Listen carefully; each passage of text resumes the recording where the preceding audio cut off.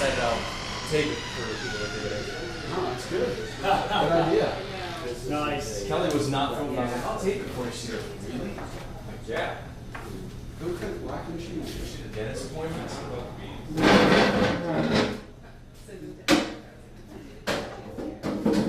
Some useful cowboy compliments. Pretty standard in the industry. I literally thought I was going to be very confident. I thought there's one or two people who are always late, like really late. Unfortunately, this morning I had to go out and buy a new cable because my the one that I had died. that's so. I'm very selfish in a way. What you need cable for? I just connected the TV. Because we actually have one spare. Yeah, I saw that there, right? And I'm just like, didn't have to go out and get one. You can have a projector, but they've got it in Apples right now. It's good. I already had one. Where'd you pick that up? 7-Eleven or something? Did you want to run or something this morning?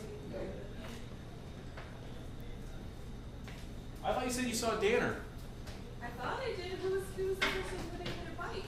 That was me. Oh, was that you? Yeah. I thought it was Danner. No, Danner doesn't wear a helmet. Oh, Danner is way too cool for a helmet. Oh, So all of a sudden you everybody heard with a about bike with the Danner. Washington police to him, right? Yeah. He should wear a helmet. That's freaking me Oh, out. you can definitely, you can point Danner in that story too, it's not gonna change at all.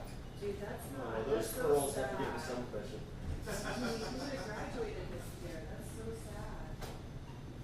Hello, Ian. I'm gonna talk to you guys later about yes. Yeah.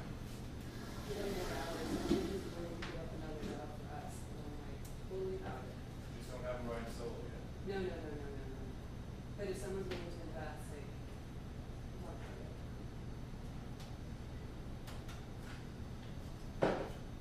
Our friend Edgar was let go from, where's he going? Yeah, they just went through it. Edgar. Our old Edgar. I didn't know he was actor. I didn't know he was Yeah, he ended up there, I guess Matt let him. Did Matt let him go? Or he's working with Matt then too. Okay. Speaking of the birding, I ate there last time. I'm pretty sure we switched over to preform patties. It was a letdown. Today, did they used to make them, or like, that's the way around? Yeah, like that. Now they were perfectly flat, perfectly cylindrical. I'm like, these are preform patties. Maybe they got it too. Make it perfect. Oh, I see. Gentlemen, thank you for showing up on time. Yeah, you know, he came from far away. Kelly G just wrote me, she's in a cab, she's on her way.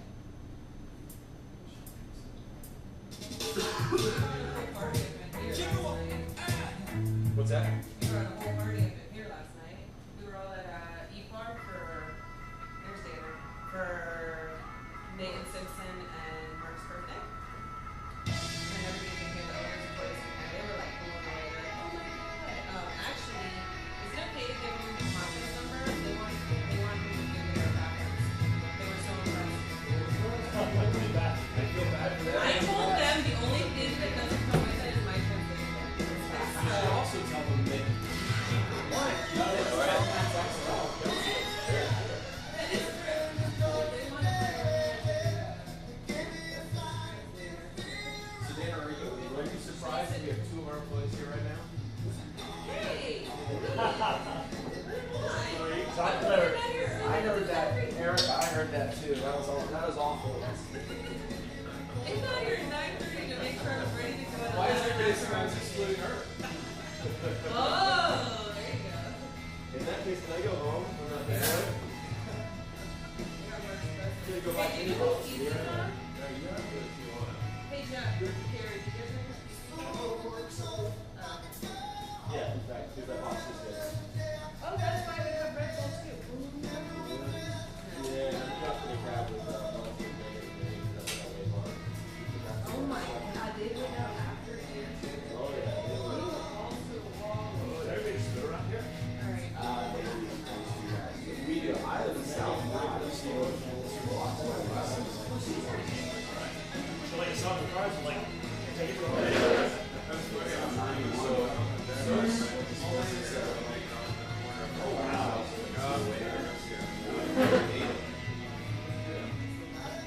There it is.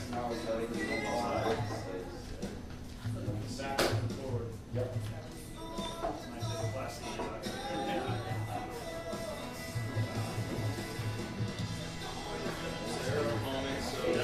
This is when he first bought it.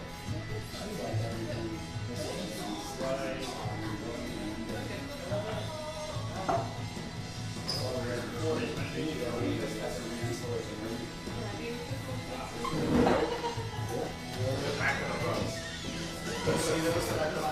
I know, they were awesome. I showed you everyone last night. This is how I remember it when they used to come. I I love remember that too. I don't remember that. the overhang. Oh my god, especially with all the smoke. Yeah. Yeah. That was there when we were And then I love the picture I sent you, the one of Charlie. Oh with his yeah, wife. I put those back for him when I was It's so good. Is he still married to her? No. No. I think Charlie's a You really see good those? I people. didn't. I forgot. Oh, that's that one thing. I like that. Clown house. Yeah, well, yeah, I always wanted to see the clam house. Hey, you know what? That guy, You know how wide this Matt, keeps doing? and she used to be the manager of the clam house. And I never got any confirmation that this ever actually was called that. So, no. It keeps doing this. This is messed up. Let's not read. I said we should call Jonathan and tell him that there's 3 Like, do I need to write outstanding those? and that we're not gonna pay service until 9/13 stop paying service. I don't know how else to threaten him. We should tell him that from now on, when he misses, drops the ball for over a week, then that's one store not paying their service. Just so you guys know, I don't know how long this is gonna go, but it's not gonna leave. Who is It's nice to have a powerful one. I like it. What's that? I was going to Tijuana. Oh, wow.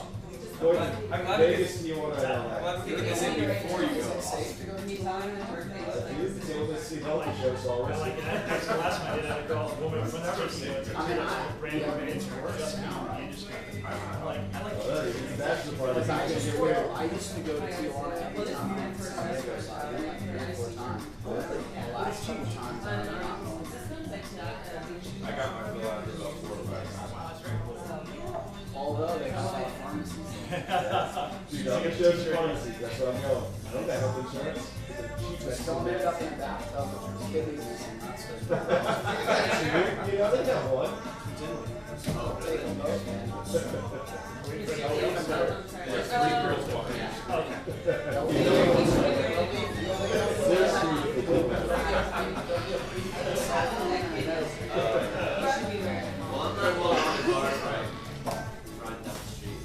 No, but you said you're crazy. For me, like, God, thank you so much. I'm gonna record that All right. Is everybody? Fantastic. Good morning. It's like 4 in the morning, you guys, isn't it? It's no 6 if you go to sleep. So you get up, yeah. So yeah, my name's David Donkalski. I work with Metrix. I've been working with you guys for about a month now, a month and a week actually. Has anybody ever heard of Metrix in this room? That's everybody. Wow. Okay.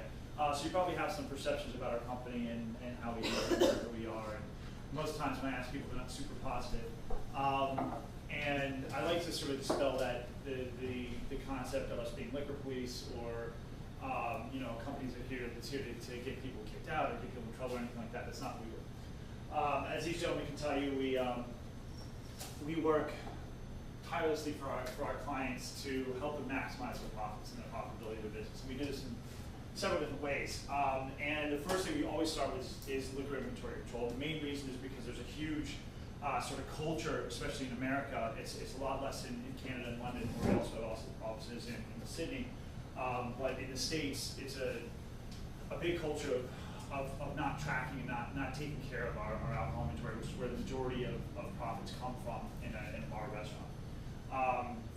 So there's 3 states. Yeah. So let me actually take a step back really quick. So what I'm going to do today is I'm going to be covering profitability in really any business, but this business in particular. Loss and how it affects the business, what it's doing to this business specifically, and then what everything ties back into you guys and your job and how that's affecting. That's important. There's a lot of very important loss money So there's 3 states that any restaurant can be in. First one's losing money. What are the other 2? Breaking even, making money. Breaking even, making money. That's right. I'm gonna be asking questions. I like participation. I'm gonna be walking back and I'm getting my exercise this morning. Making money, breaking even. So now the misconception a lot of people have is that most restaurants are here, or worse than any other business. Restaurants can lose money or fail more frequently than any other business in the world. And fortunately for people trying to get loans, Ohio State 2 years ago finished a study where they figured out, they crunched a lot of data that they had that's been sitting around, and figured out that's not the case. Most restaurants, however, aren't making money either. So in 2007, the Econ Institute, which is one of those great, companies that goes out and does, you know what I'm talking about. Awesome. Nobody's ever done it. It's the first time in 6 years somebody knows what I'm talking about. Yeah, it's great. So they did this study. They went out and they looked at the books of a lot of bars and restaurants, and they figured out how many of them were breaking even. So what do you guys think? Like this, right before the economy crashed, how many restaurants out of 10 do you think were breaking even? 8 out of 10? 7 out of 10? What'd you in the corner? 5. Gentleman has it. 8 out of 10. Have you seen this before? 8 out of 10 in 2007, right? So 80% of all, and who in this room wants to break even at the end of the year? Coming in, nobody? Very good. Better than more back. Yeah, well, that'd be awesome if you're underneath. But at the end of the day, at the end of the year, every year for the rest of your life, if you want to break even, I'd want to talk to you. So in order to figure out what's going on with the product line bar, making sure everything's happening properly, we have to account for the stock usage. And there's 5 different ways that we can account for it. One is cash sales, right? So this is your actual report for Cowboy Cafe, one of them. And one's cash stock sales, right? So it's the nice green thing. We're bringing money in. And then you have your media accounts. In your particular case, it's a boy promo industry, so you guys get a 50% discount, which is huge. A lot of people don't pay that much, so you know. Owners, they're not pulling much out at all. Wastage, about the same. And then the Lost Dog, band, and Cowboy employees in particular. Everything else outside of these things is unexplained variance, or unexplained, or what we call variance. It's lost product. It's stuff we don't know where it's going that we need to figure out where it's going. Because in order to make sure that we're making our profits and fix issues that we have, we've got to take all this red here and turn it into green or into one of these promo categories, right? So we need to know so that we can control and say, this is acceptable, this is not, and so on and so forth. One thing I think you probably all are aware of is like the draft system. We're working on making sure the draft's going better and better and figuring out what's going on there. So that's the first step that we work in. So if you might have heard of us, I don't know, I shouldn't assume, but from other people around the area, what we don't do is come in and say your staff is a bunch of thieves. What we do is come in and say, okay, let's work the first steps here. Basically, what's your glassware? What's the pour size in your glassware? What's your shot? What's it supposed to be? What's the actual shot glass you have back there? Is your draft pointer? Let's look at the equipment first before we start pointing any fingers. And then we can get to whatever we need to get to. In our industry, variance loss, this is tracked in all industries, right? So they call it shrinkage in retail or manufacturing. In our industry, it's higher than anywhere else. In banking, it's about it's like a fraction of a percent. When you get into retail, Walmart, everybody heard of Walmart? Good. No, the one guy. At Walmart, they actually have invested tens of millions of dollars on this massive system to make sure that their shrinkage is 1% or less, which is why they can give us such amazing prices that they find. But so the industry is a lot higher. In the States, it's the average is around 20%. Range is 15 to 30, but 20 is really what we see over and over again. So which is high, by the way. It's not a good thing to be average in the States. It's a good thing to be average in the UK, where it's like 6 to like 10% is the average range. It's a very much smaller range. They have a lot more control of it. If you ever go there, they've got the optics. They put the shot glass underneath, and it pours exactly what shot. They give you a shot. It's no free touring or anything. So there's reasons why there's variances so high in our industry. Like there's stuff that you all have to deal with every single day that makes it more difficult to account for stuff. What are some things you can think of that would make it more difficult or easier to lose track of products? Anybody? Everyone's like, No excuse. What's that? no way. What do you mean use if you're really busy, maybe Right? that's one. Really busy. So you've got got this environment, you got a lot of people yelling at you, you're trying to do your job, trying to concentrate. You look at bankers, they don't have to deal with that crap. It's a nice client, maybe some elevator music playing, you know, counting money out, then you count it to me, we're good, okay. No, not here. Give me my cash back, I need to go back to my drinks, or my friends, or whatever it is over there. What else? Nothing? All the time when I drop glasses, I spill drinks. Right, spilling drinks. And it's really, what's that?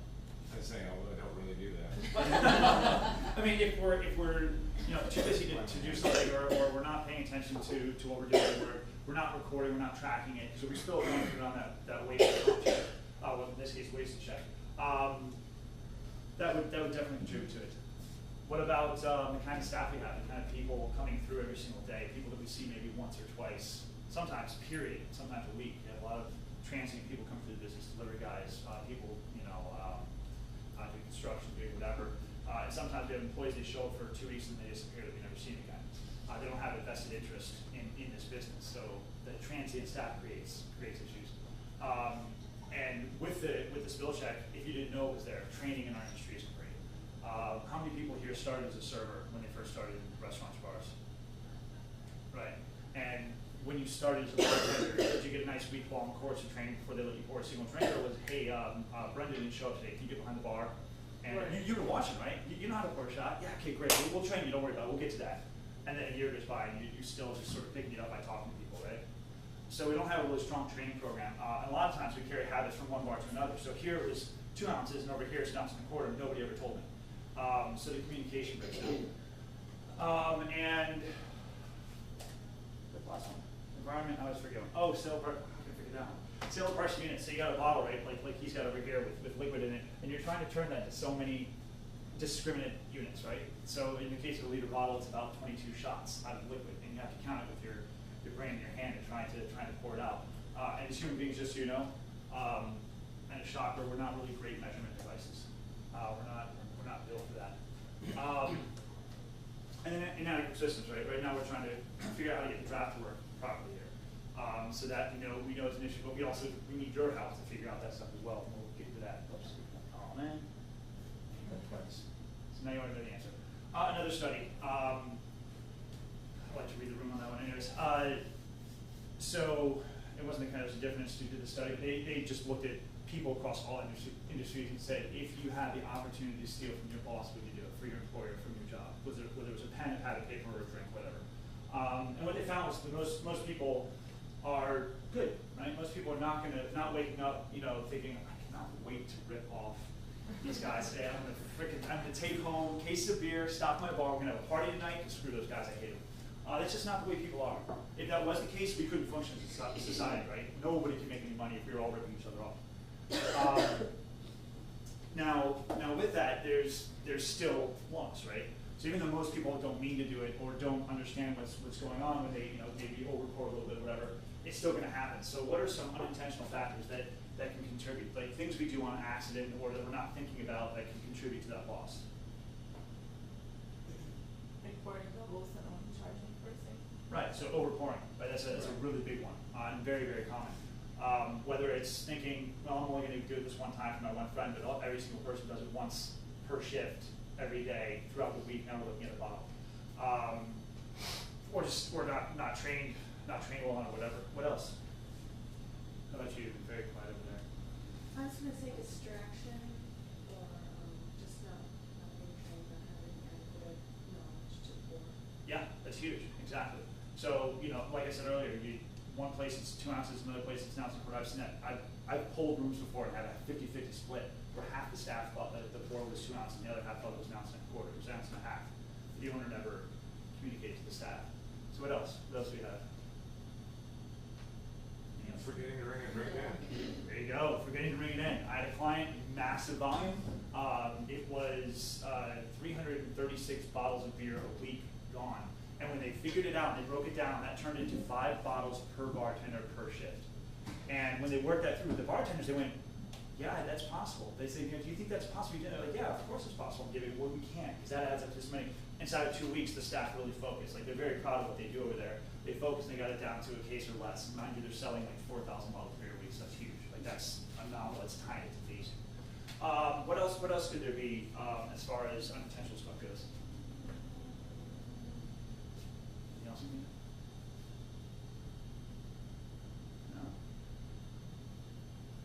No. You mentioned it earlier. Spilling something and forgetting to put on the spill tab is another thing we can do unintentionally. What about intentional? This one's usually a lot easier. Things if you're coming in trying to rip, just imagine that you're some just absolute jerk and you're trying to rip the place off. Like, what could you do to rob? Give away drinks. Right? What else? Sell kegs. Sell kegs at the back. Yeah, that's what's big money. I need to thought of that. Only in 6 years I've seen it one time. And it was so one time we caught a guy selling. Yeah, we caught that. We caught Barback ski that were putting cases of alcohol in the back of the trash and picking it up. Yeah. Also, Yeah, right. On his scooter. the one we saw was on camera, was on a truck. They put it on the back of the contact. Maybe even customers stealing from you. That was a big thing, from under the booths and stuff, taking it themselves. Right, you guys got that nice storage thing going on there. Now, So what, nice. she likes it. Awesome. What else can there can be? So we've got giving away free drinks over. We've got stealing kegs straight out the back. Drinking yourself, right? So drinking behind the bar, and in Virginia that's really bad. I've seen 2 bartenders get fired for that in Virginia, and fined a lot of money. What else? There's a couple others in there. Just taking money. Taking money straight out of the register, right? Yeah, that one hurts too. And there's one big one left. Cash, That's what, yes, but that's what you just said, right? So exactly, yes, correct. Cash, like, here's your bottle, it's $6, and thanks for money. Or never you bring in the screen. And then we can also intentionally overpour, right? Accidentally, just don't know or not thinking, get distracted, or we can intentionally say, hey, here's your nice heavy drink. Get drunk on me or whatever. So all things that can contribute. A couple of weird ones. If you use jiggers, if you ever use jiggers somewhere, just for your future, I don't think you guys use them here, but the meniscus, if it goes over the top, that's 10% right there over whatever the jigger is, which is a lot. So that's sort of the language of variance and like how that works. Now let's just really quickly go over a few terms. I like to cover these pretty quick. So two definitions here. Wholesale is wholesale. Anybody? Well, it's the price that you pay with that tax. Right, exactly. It's bulk is what these guys pay to bring it in, so now we can turn around and charge retail. Right? Gross profit? Right, difference between these two. So that's the money we now can use to run this business, to work this business, and hopefully pull something out, and the net profit. What you walk away with, right, at the end of the year. Now, important here, there's two different. I mean, it's the same term, but there's 2 different ways that business owners are going to look at this. They're going to look at what they're trying to make, so their projected profit based on how much they bought the building for, and how much they're paying in rent, and so on and so forth. And saying, with all these factors and all these prices that we have, and our labor and all this, we think we can make X amount. And then there's what they actually make at the end of the year, and that's where we come in. We try and get those 2 things to match. We're very good at it, which is nice. So there's a $1 million question. If Cowboy Cafe makes $1 million this year, at the end of the day, they haven't paid anything, right? So they're going to wait to the end of the year. At the end of the year, they pay up everything they need to pay. What's the goal of the average bar or restaurant to have left over? So that budget that they're looking at. So I know I've got to pay all these things, so I'm not going to make $1 million, but what are they generally looking for on average? 7? No, is that what you said? Yeah. So, yeah, okay, good, yeah. Anybody else? Come on, you can't just let her be the only one to put it down. That's great, I love it. 7%, I've never gotten 7 before. I was thinking 10%. 10%, okay, yeah. Anybody else? Have a thought? 30? I have one client that has 30%. That would be awesome. That would be awesome. There would be some more business-oriented people in here. 10% is the average. I have some clients that shoot for 15. I have fewer that can do 20, and we have 2 that can do 30, and that's because they own the building, and they have for a very long time, and everything in it. I would say rare. These guys are tight. So 10%, right? So 100,000 out of that $1 million is what they're looking to gather out of at the end of the year, which is respectable, but it's very difficult to do. So now the question is, where does all that money go, right? We started with $1 million, we ended up with 100. There's $900,000 that's going somewhere. So what are we using that money for? Rent. What's that? The rent. Rent? Yeah. About this. That is actually it is number one on the list here. Labor. Labor, that's in the top 3. What's that? Improvements. Improvements? Yeah. Which these gentlemen are about to be doing something, correct? All right. Yeah. We're gonna stop Yeah. on stuff. Haven't stopped yet, right? There you go. Improvements, constant. That's what I get in your head. What else? Beer, liquor, food. Beer, liquor, food, right? We gotta sell something. What else we have? Government taxes. Taxes, which are going up in more businesses. Actually, I just had a client rant to me about Obamacare, like it was my fault yesterday. I didn't do it, man. Was his name Mike Barn? It was not. What else we got? So we got taxes, we've got labor, we've got rents, we've got product, improvements. Gotta pay up for politicians. Yeah, for politicians, we don't talk about that one. Utilities. Utilities, that's the other one of the other top 3, huge. Insurance, lawsuits, God forbid. I have 2 clients that have been sued in the last 5 years, and one was $1 million settlement, the other was $200,000. Just so you're aware, I know DC is this way, I'm pretty sure in Virginia's report, so it probably is as well. If you overserve somebody, they go out and they drive down the street and run into somebody and kill the family, and they get sued, they can sue you and you will pay for it, or the restaurant they will. That's what happened to one of our clients. Nobody died, but they put the wife and her, a woman and her daughter in the hospital, and the bar ended up settling all of it because they overserved. The guy could prove that he was drunk when he walked in, and they overserved. Not hard to do, by the way. So there's a lot of money that goes out there. I have multiple clients who rent $25,000 a month, and a range anyway. It's always in the thousands, a lot of money, because whoever has the building knows that they're going to make money once they're cut. And the other one was I think when I was first working in Baltimore at these 3 restaurants, Cooper's Lunch and Woody's. I walked in the office about 6 months later and I saw this BG bill sitting on the desk, and I said, "Oh, $6,000. That's kind of high." I said, "Oh, that's all 3, right?" He's like, "No, it's just here." I said, "Oh, so you pay quarterly?" He said, "No, that's one month." It's like $6,000 a month. They still just can't. So you got the ranges in the back, you got the lights, you got the electricity, you got the heating, you got all this stuff. Doors opening all the time. So because we have to pay for all those things, whenever we lose something in this industry, it's killer. And this actually works in any industry. Really, I first learned this lesson at Eddie Bauer. When I worked there in college for like 3 weeks, I think it was. Not a job for me.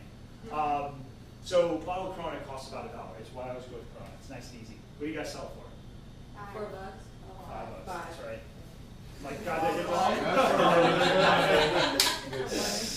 We got a concept. Yeah, it's blurry. It's hard to see from back there. I know. Yeah. So what would be the gross profit on this bottle of beer? $4. That's correct. That's what I meant, you know? Yeah, she was already, she's one step ahead. One step ahead. All right, so the gross profit's $4. Well, if we're looking for 10%, what would the net profit be? We're looking for 10%. Almost. You're looking at the slightly wrong number, but you have the exact right idea. There you go. Perfect. 50 cents. This right here, this one concept I'm about to explain is absolutely critical. If you forget everything else I talk about, if you've been half asleep the whole time, this is one thing you want to walk away with. Anything outside of this 50 cents is cost to the business, right? Everything outside of here is what they're using to pay for the electricity, for the lights, I just said the same thing twice, for the electricity and lights, for the labor, for the improvements, for the product to bring stuff in, right? So what we call that is the true cost of that bottle of beer. So when I was first bartending, I'm pulling cash across the bar and I'm like, this guy's wrong. I'm like, stacks of bills in that drawer, counting out $10,000 at the end of the night. Well, that was almost the majority of that money was going to pay the bill. So $9,000 of that was going to pay for all the stuff. So the moment he lost a bottle, that's less money he has to pay for the stuff, and less money he has to pay for the stuff. So now, the last question here in the math side, I apologize for the math part of this early morning. How many bottles, if you lose one bottle, how many bottles do you have to sell to get back to breaking even, right? So we need $4.50 from each bottle to pay for everything. How many do you have to sell to break even? 9, correct. So it takes 9 more bottles of Corona or anything to get back to breaking even. We're talking about a keg, now we have to sell 9 kegs to get back to the point where we are now not putting money into the business to try and keep things running. And this is absolutely critical to get your head around. And if it was 20% they're waiting for, then it would be 8 bottles, right? So the math doesn't change much, right? Even if they're looking for 30%, it's still a lot of product that can still be back and break even. So the question is, what does that mean here, right? So we've been doing this for 5 weeks. So I'm going to share with you some numbers that we come across. I did an average over the course of the last month. It started out actually higher than this. Started around 24%, was the very first one.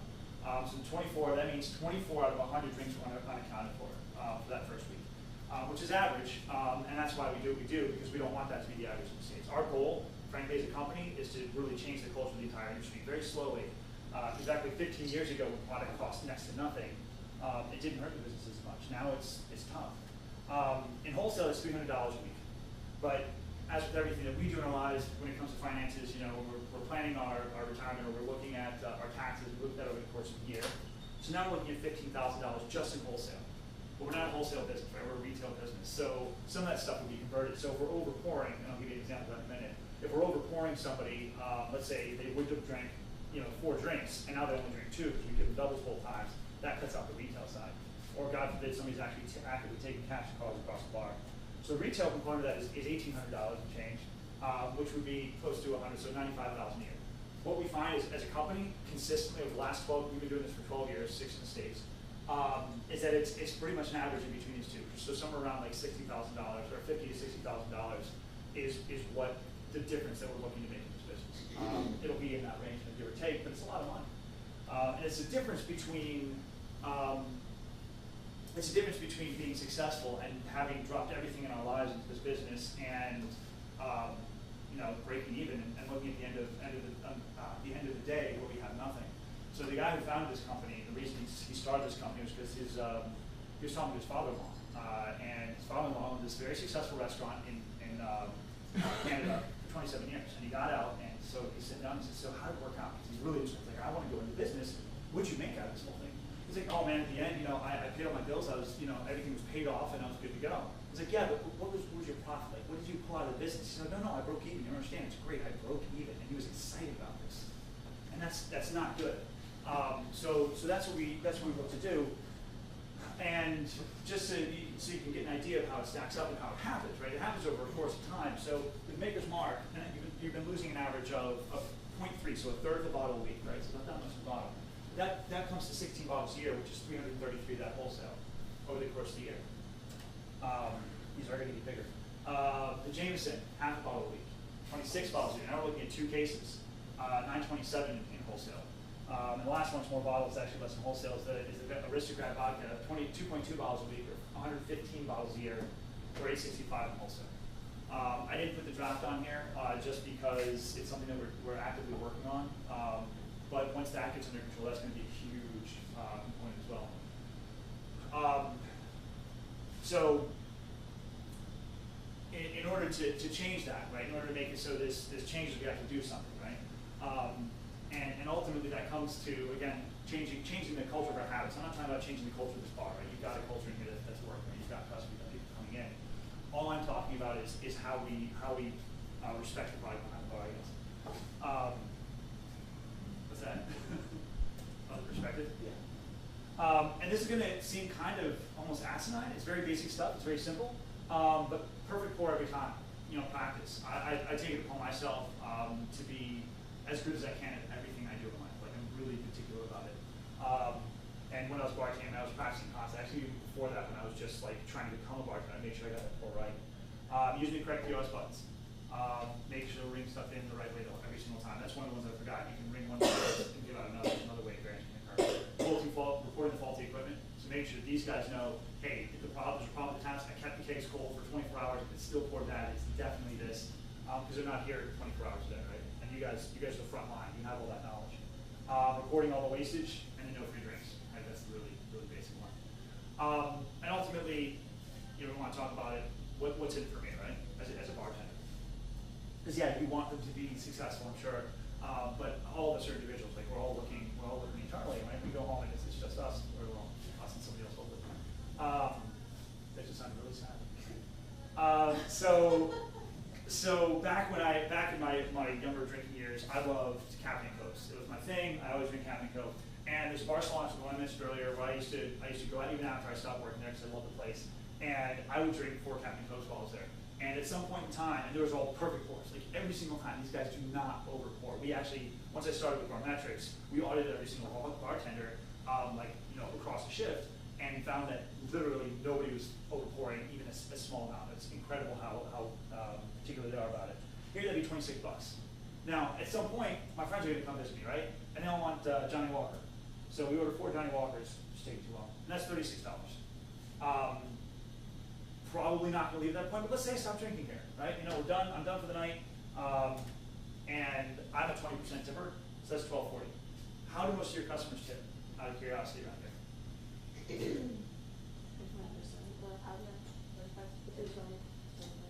Excellent. So what I'm looking for, that's perfect, is a percentage, so tipping a percentage.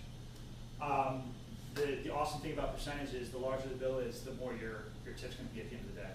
And as I already know, a lot of you start out as servers. Did you get that training as a server? Get the checkup, get your dessert on there, get your iced tea on there, get that extra soda on there, right? Because at the end of the year, yeah, that might be $6 now, but if you did $6 every day for 52 or for 300 days, whatever you work, it's a lot of days work.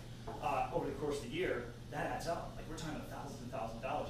And once I went behind the bar, that went out the window, right? That whole thing is the culture was completely different than when I got behind that bar, but the math doesn't change, right? So 3 doors down from them, Waterfront, in a very different place now, but back then they were heavy pours. Like they would pour doubles all the time. And I really didn't pay attention to it. When I first sit down and talk to my friends, I absentmindedly just drink. Even I said, we're gonna have a water here, I just keep drinking wise, just keep doing it. So I drink my first Captain Coke, and then I get my second one, and starting with fuzzy. My third one, the bar's spinning in front of me, and I'm done. If they're lucky, I'm just done. If they've overserved me to a point where I haven't been, I didn't eat anything today, I haven't eaten for 10 hours, which is bad for me because I burn through food.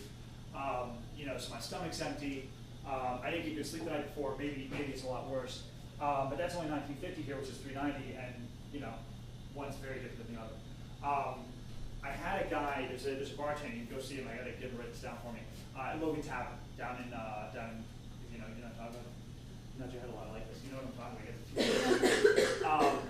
And he bartends during lunch, and he's a really great bartender. And I did this whole presentation, and I saw the look on his face. It was just like, yeah, right. So 6 months later, I went to him, or actually went to the bar to have lunch. I love their fried chicken sandwich. And he came up to me and said, Dave, I just want to let you know, I listened to what you said, and I gave it a shot. Right? I thought it was full of crap, honestly, but I gave it a shot. And so again, I am making more money now. I'm making significantly more noticeable tips. And it just works. And every bartender I've gone back to who's given it a shot has seen the difference. And then there's the opposite effect, right? What are the things that can happen when we overserve something or something is too drunk? There's 2 big ones. You're shaking your head, you don't even want to think about it. Huh? They walk out of the tap. They walk out of the tap. That's a really big one. What else can happen? Puking and fighting. Puking and fighting. You throw up on the bike out front, they can pee on the bathroom floor. Right. Spit at the bar. Break glass in the parking lot. Has anybody here ever had somebody throw up on their bar or at their bar? Yeah. I seen one of our guys put a dip on the bar. What? Oh, that's disgusting. Yeah. You can guess who that is.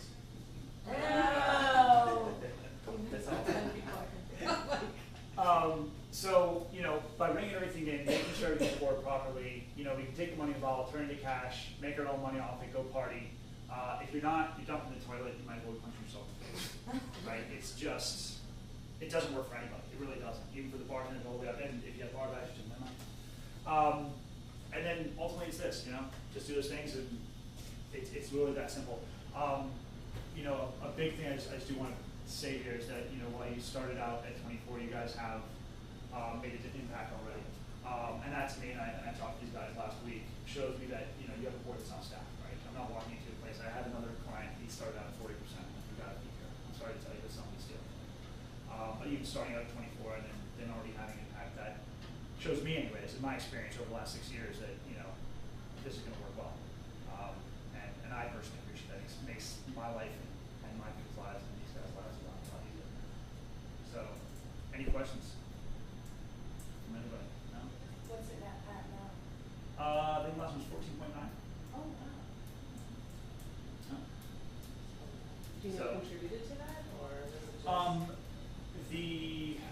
most of the liquor came down. The few that didn't get impacted too much, but the Jameson, the Fireball have kind of stayed, which I know here you guys, and I mentioned at the beginning, you guys have a 50% discount, which is huge. Most of my clients give little to nothing as far as employee discounts go. So, you know, should have a lot of respect for that one. That's a big deal, those guys do that. And those two haven't changed much, but some of the liquors have come down. I think the vodka overall, the draft is still kind of about the same. Red wine's a little high.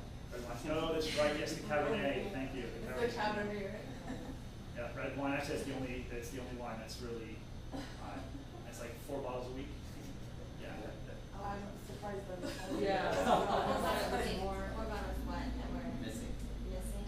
Unaccounted for variance, unaccounted for in sales. Right. Exactly. Not hung in one way or another.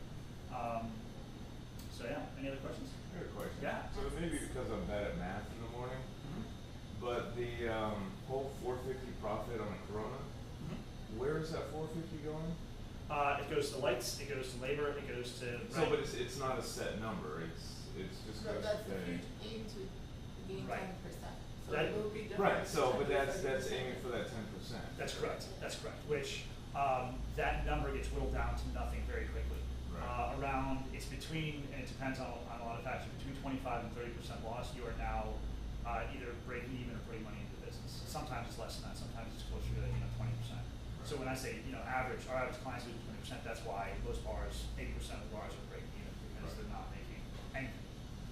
So I mean, basically that's a goal. It's not, you're not literally losing 450 if you, or you're not literally losing all your money if you break a bottle of Corona. Well, if you break it, record it, then they know about it, and that's fine. But if it was being, let's say it was being given away, or forgot, like the example I gave earlier, if it was, they were just forgetting to ring in 5 bottles at a time, all that money that they should have gotten, like literally would have been paid for had they just not forgotten those, was that like 11 or 15 cases of beer, would have paid for a month's worth of rent. Right. So now they have to take it out of the money that should be made, basically out of their own pocket. So it's a very real impact on the business itself and on the owners. I think my favorite story, the most impactful story was it was actually when I first started here. A guy, he had a second mortgage on his house. He drained his kid's college fund and everything else to open up a restaurant because he thought he could make money doing it. And he said I was going to give it all back because his kids were going to go to some okay schools, but he wanted them to be able to go wherever they wanted. Like he was really big on like Yale, Harvard, whatever. By the time I got to him, he was flat broke. He had nothing left, and he was terrified. Right. It was about 9 months later. He came up to me and was like, "David, I just want to tell you, I've got close to $100,000 in my bank," and he choked up and lost it. That's how big it is for people to do this, and why that margin of 10% is very it's a very small amount of money. So if they can't hit that target, then it's kind of it can be life devastating. Right. So it's a very real number. It is more conceptual when you're looking on paper, but at the end of the year when they're looking at the bank account saying the money's gone, and we didn't do any regular renovations or paid off, whatever, we should be making profits not there. It's a very real figure. Right. And then my next question is, you probably have some life experience with this, with bars and working with bars, but when you have a really regular driven bar-driven regulars, and Yep. you tend to overpour for regulars, and all of a sudden you're not overpouring, how do you get the regulars to keep coming back? I mean, do they end up coming back after the price shock, or? And also raising the prices, so now the prices are raised and they get less amount of alcohol. Right. So I think that, that's the hardest part for us. Obviously we want Cowboy to make good, work here, make our money here, Right. But sometimes when it's slow, those regulars are the only people that come to work. Right. And we have the feeling that we want to take care of them. And if it is slow, you only have a certain percentage on your promo. Right, so it's not like we can, And what I would say is that it all does have to go on the promo, and you can just discuss with these guys in that particular situation if there's something that you can work out, maybe to increase or have some sort of different way to set that up. Ultimately, yes, you are going to lose some. Usually, you lose some right now. Those are generally the people who are losing heavily off the business. They're not here just spending money; they're here. They're the people that we spend our money on. They're the people that tip us 35% instead of 18 that come into the house. Right. So they're in a couple drinks. So one of the things that we had discussed, and I don't know, again, if your sales are low and your promo's low, then it still may not be helpful, but if you wanna pour a double and bring in Put it on our promo, but 2 singles and put 1 on the promo, then that was one thing that we discussed in terms of that, but I don't know how helpful that is. I mean, we were in good with that. I think that that's why the cost of liquor has gone down, obviously, I mean, we, that's why we had to talk with you guys about how we can still pick them up, but. And there's some give and take in that, it has to be between, the business doing well and you doing well, and that's where I talk, like, what we do is starting a conversation between management, ownership, and staff. And sometimes customers, sometimes the guests are saying, hey, here's the deal, we didn't realize it's actually really hurting the business, we didn't know what the impact was, we figured out the numbers now, and keep doing it. And sometimes maybe that's not a conversation, management and owners have to have, or you guys can, figure it out. And again, we had, when we first did this, we had a very, one of the bars, the 3 that I ran, one was very, very regular driven, and we lost about 10 guys, but ultimately at the end of the year, after a year of this, it made no difference in business. Like for about a couple of weeks, some of the bartenders noticed it, but after that, they built regulars up. They just kept working their personality and the people who came in and just kept turning in. But these regulars aren't just regulars, they're also friends, you know what I mean? Right, but giving them free stuff out of these guys' Yeah, I mean, pockets. that's the only Like, problem. I'm we're honest, doing the like, job, we're just saying, I'm don't honest with them, when they know it's slow, like, Right. for example, Matt comes in, now he's buying talls of Captain Morgan's, I've charged him all the time, his bill's usually 50 to 66. Oh, yeah, no, I mean. And, but he's been okay with it, and so that was, I mean, I don't know, I've just I been know, like, you just have to explain to them. Yeah, So they like, don't think hey. it's like out of the blue, like, I think it works a lot better. but when even it's roaming, like- I usually give him 1 glass on my promo, but when it's not, I'm like, hey, dude, I can't, I'm already charging you, like, and I don't know if that helps, but I know that for me, I when mean, I I have do the open same, conversation. I'm just playing devil's advocate, Oh, yeah, yeah. it's definitely been an issue, it's been brought up before, so. Yeah.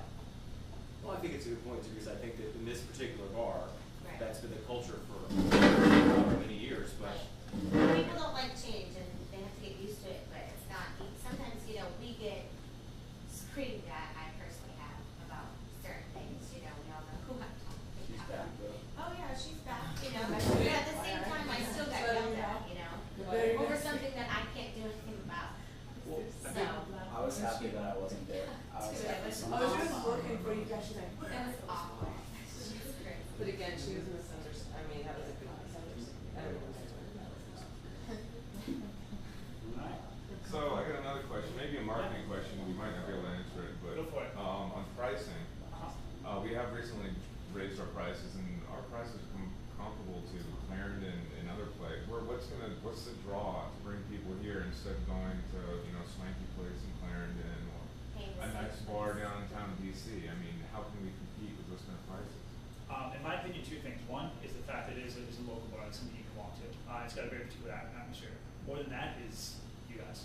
I go back to Cilantro because I'm taken care of. The bartenders always take care of me. They know exactly who I am. Even the ones that didn't work there when I was there, they know my name. They're excited to see me. They make me feel like I'm part of that family. And that's why I go back there and go bother. I don't even bother going down the street when the prices are significantly cheaper. I just walk down the block, but that's not what I'm looking for. Right.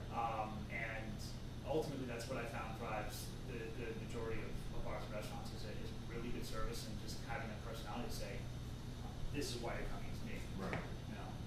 And looking at your pricing, you're in line with everybody here. Like everything's coming up. Liquor prices, the wholesale side of it has increased drastically over the last 5 years. I mean, just absolutely ridiculous. When I see some of the old prices, it doesn't make any sense. I mean, it does, but it's just crazy. So I don't know if that answers your question, but ultimately that's what that's what drives it. Right. Anything else? All right. Well, You guys. just to comment on the pricing, notice that the tall is a $3 upcharge per rail. So the tall is an extra 0.75 ounces. So per unit pricing on a rail is $5, so that's $2.50 for 0.75. If people want more, it's actually $3 for the additional 0.75. So the per unit pricing goes up for buying the bulk. Right. It And should it's be something flat that at takes the 250. regulars. Yeah, It so should be that might 250. just be the $3. standard. $3. It's $8 for a tall. Okay. So, We can We're It actually was supposed to charging, just be incremental. we're charging them more, and that impacts the Right. regular. No, that makes Yeah. sense, that's just the, We can correct that. wrong. And that, by the way, just want to point out, that's number 3 report, that's part of, if there's anything wrong with POS, bring it up to these guys. Yeah, well, that's- Oh, yeah. All right, I got a couple more for you. Exactly. We start. A lot more I noticed this last time I worked on the, under the liqueurs and cordials, there's a lot of them that actually don't have any price associated with them. So like Bailey's, I noticed if you go under the liquor button, we'll charge them $8. If you go under the liqueur button, actually charges them nothing. And so I don't know to what I was extent under people the are impression using that it, no not one was noticing. using those No, the screens. look for button it's 0 because when you make shots, like a little bit of Bailey's, and Yeah. we used to not charge. I don't know if you want to create a button that like accounts for that Bailey's. Like, But if you were to go through Rumplemints or any other, Frangelico or any of the liqueurs you get from their Chambord, half of them have 0 in there. And so, I was reading something in last Sunday and I caught it and I went through the other one and did it. But how many times when it's busy are people just going in, hitting the button and not even noticing that the price is 0 and then losing? I think those prices have been that way since we took over. And That's why I didn't change them. Another issue for tracking is when you have someone that's Long Island, are we actually accounting for the fact that there's gin going into it, tequila going into it, rum going into it? Yeah, Yeah, they have recipes for every drink. For every Margarita, single- Long Island, yeah. Alright, well, what about things that there's not necessarily a button for? Someone comes in and they say, oh, I want a dirty Girl Scout, we don't have a button for it, then you throw it in, and then come to Memphis out, and. What do you bring up for it? What would you bring up for it? I bring in a vodka. Vodka, right, and it's what, it's vodka. Vodka, but I should bring Kahlua, because that's the most expensive, so vodka, Kahlua, and The 2 will be over, because you're bringing Kahlua, so that's gonna be recording a shot of it, and the other 2 will be short by the same amount, and actually it would be additional vodka for the. Oh, yeah, it's probably higher, but for But how tracking do you purposes, count the for bottle it? will be going. At the end of the report, so it totally tallies up everything, so it says you were over a shot of this, you were short a shot of this, those balance out, right? So for profit, that's fine, for tracking the individual Right. bottles, And it's not gonna be like a bottle of, and if it is a bottle of cream menthol week you're going through, then you can put a button in for it. But Just like it's that. not that's like like 7 or generally 8 it's not shots gonna be for those. super How do high. you account for like the other 2 items that go into when you go to do your report in the morning? So you can For the like- most part, they have recipes for every shot, every drink. I mean, if it's something like you said that's not. Right, if you're making more than 10 a week, write on some paper, let them know you need a button, then we can track it. I mean, when we get the reports, we see certain liquors that have the variances, and these things are so infrequent, but if they become frequent, we can make the buttons and stuff like that. So that's where it's kind of like a reciprocal thing, where I think we've been doing it so far, like when you see these things, talk to us and we'll try to fix them, but for the reports and stuff, I mean, we're not seeing a whole lot of, the pie of that variance is not, the majority of that is not these strange drinks, people coming in that we're not catching on the reports. Right, Well, it's yeah, Jack, but I mean, Jameson, over a Fireball, year, that's what you guys British are talking about, over a year, those couple shots every week, every day, add up. Literally, they're like 0.01%. I mean, it's Yeah. Maker's Mark, it's Jameson, it's Fireball, I'm and it's wondering, the vodka. when you bring in a Long Island, it doesn't ask you for off the drink menu, it doesn't ask you, does it ask you for a modifier now? No. So. But there's also I told you a few So that's what like they say, there's a mixed drinks recipe on there that don't have the to- right prices. Probably. I wrote them down. I'll talk to And you. that accounts for it, so it's like, enter Well, that button. what if you're using like top shelf liquor instead of For what? rail? Should there be a button for Top Shelf? Long Night? Do we have that? No, we don't have that. Yeah, I mean, I only had one person ask me once and charged them $20 for that Long Island. Like all four Wow, liquors, it's, top shelf, people do that. Well, Yeah. yeah. I mean, if you're- do that in the case store. Okay, what is that? Yeah. You order a Long Island if you want Wait as for a much second, liquor guys. as cheap as possible. Yeah. Well, a lot of this stuff, you guys, also, if you write it down, I can make sure to talk to them about, Well, a I mean, I lot think of, we have been, so, but, I mean, I'm very very told you specific. guys about the mind erasers, so we fixed it. Right. Yeah. When we notice it, we tell you guys. I mean, I think we wanna mention that the reason we're doing this is not like I said, we're not on a witch hunt or something, but we took this place over, we wanted to make it into a profitable place, and it's not right now. I mean, like, to be perfectly honest, we're putting in thousands of dollars each every month. And to be fair, some of that, we do capital improvements, and that's also the way we're looking at, to your question, like, how do we be competitive? Well, we wanna upgrade, we wanna make the environment more comfortable, more exciting, or offer better products, so. Some of the promotions too. But, I mean, we have to, when we do these improvements, we have to look at it in terms of like, well, you know, we don't have unlimited money, and it'd be easier to do more and do it more expediently if we were actually making money, so, you know, I understand your points about how, you know, certain people will hook you up and stuff, but we're just kind of saying like, hey guys, you know, we're really not making money here, and like, we're trying to get to a place where we're making money and people are having, there's consistency, you guys are making money too, and that's where we're at. Yeah. So what is the whole bar matrix thing, like how are we affected by this? Like just more specific for like, Like, where are we trying to go like forward? are we gonna continue measuring indefinitely, or I mean, Yes. That's a. I guess basically yeah. is this just a presentation just to tell us to be more accurate with our boards? Well, the way our business works with our clients is, like, for the front page, and I had those guys, we've been working with them for 6 years. And it's a regular thing to make sure the control stays in the business, because people come and go, like, such an abuse staff, so. Well, make sure. I'm just trying to figure out the main point to take away from this is just to be more accurate with your board. Yeah, exactly, and help your team as well do the same thing, you know, if you see somebody who's. Well, I think it's a general awareness of, Yeah. of everything that's going on. I mean, you know, the fact that, to his point, that sometimes you see the sales numbers and you don't realize that how much expense there is. And, you know, insurance for one thing, not as much